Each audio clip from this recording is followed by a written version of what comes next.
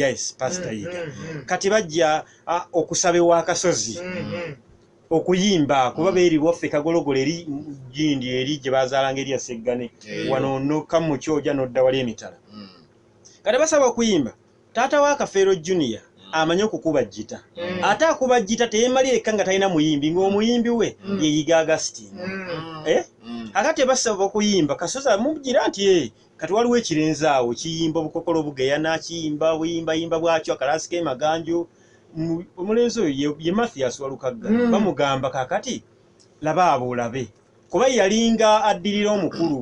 ate nga emuyimbi omugurupu ow'amaanyi nga laba abo kakati agenda okubalaba ono ayimba obulungi tagwa bulungi mu beat ennyimba ze si ze beetaaga ate akuba jjita ng'alina ebirungi bibiri ng'akuba jjita agikuba nnyo ate ng'agikwena ku mukono mulala oyo taata wa Kafeero Junior kati onazzaayo amawulire wa mukama we nti abantu mbalabye naye twetaagako owa jjita ye tumwetaaga n'omuyimbi tetumwetaaga yani ye pastor yiga ngagamba akati by'ebisajja byajja bikoze endagaano yabyo tondekanga sikulekanga ati bagenda okugamba ono ye tumuwadde omulimu naye gwe omuyimbi giro ddayo ogezeeko ewalala ne bagamba nedda ssibo ffe tugenda babiri tetweta kati okuyimba kwalinga bwe kutyo ono yabanga naye amanyi okukuba eno naye nga si nnyo ng'oli akati ekyo ne kibeera bwe kityo okuyimba okwo bw'owasiŋŋaananga omuyimbi ku show wano Kibuka William okulikodinga oluyimba lwanva kulambula balwadde alubamu balina ekibiina gye bali kati amplifier egenda efa otyo Kibuka William ajje Kampala okunona amplifier olumba temugenda kukola mwebaka ono yagenze kawungeeze enkyadde n'amplifier munyonyola abaawo bannaye eggulo tetwakoze naye kaakati katubakubira endongo n'omulambo gukyuse ku nsingo kati Kibuka William ajjeko n'amplifier bw'atulawo yo wa studio abanga ata naawe kati gwokola kimi mu kibiina nti ndi muyimbi nti oli muyimbi nti yolina nnyimba zo nti ye yimba mutuwulire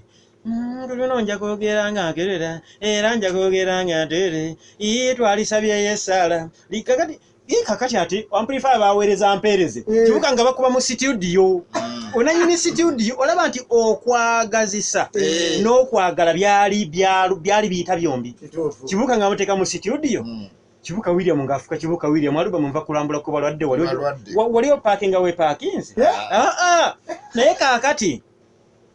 era nga studio bane nyimba embi ne waba ozirikodinze ku tape nga bakuboola Kasiuki atajja kugula Lusini tajja kufulumya ddayo kakati wezibanga mbi waliwo oluyimba okubanga lubi oba okubanga music mubi byawukana kati bw'obeeranga ne music omubi ng'ate ebigambo birungi ate Kasiukira nga kwata akusa mu studio ye oba Kasajja nga kuba bonna balinanga studio n'amaduuka be Muzee Katula babadde abuuzaako n'ennyimba ezabanga nga gwegenda era be baba taakola amannya ku mulembe gw'okukola amannya ng'ennyimba mbi gamba gwe obutonde bwo nga wali badde mulungi nnyo mu kuyimba engoye mu owino so si kuyimbira abantu basasudde ku mulyango naye kati olaba nti jjuuzi ly'abalamu wano mu mwaka gwa 2020 Kiyowa yakola oluyimba eggaali ekozeeko n'alutwala balufulumye FM agenda okulenga ebigambo byali badde birungi naye ng'ate music mubi yamukolerera mu studio zino ezeeyo ebbalibbali kyava amukwata n'amutwala mu Kasiukira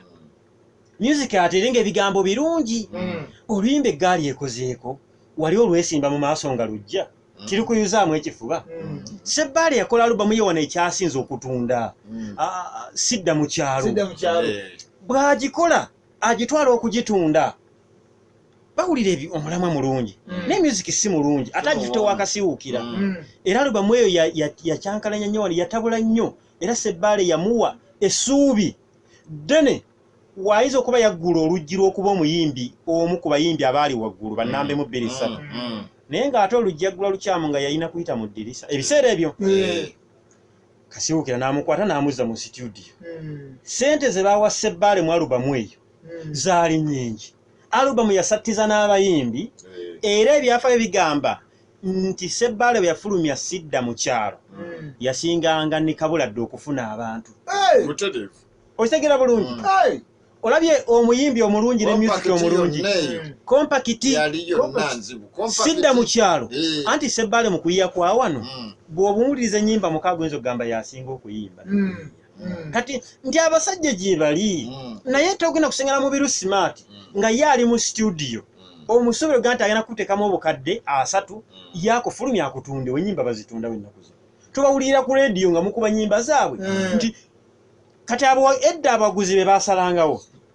kati bawagizi be basalawo which is okay abawagizi basala mazima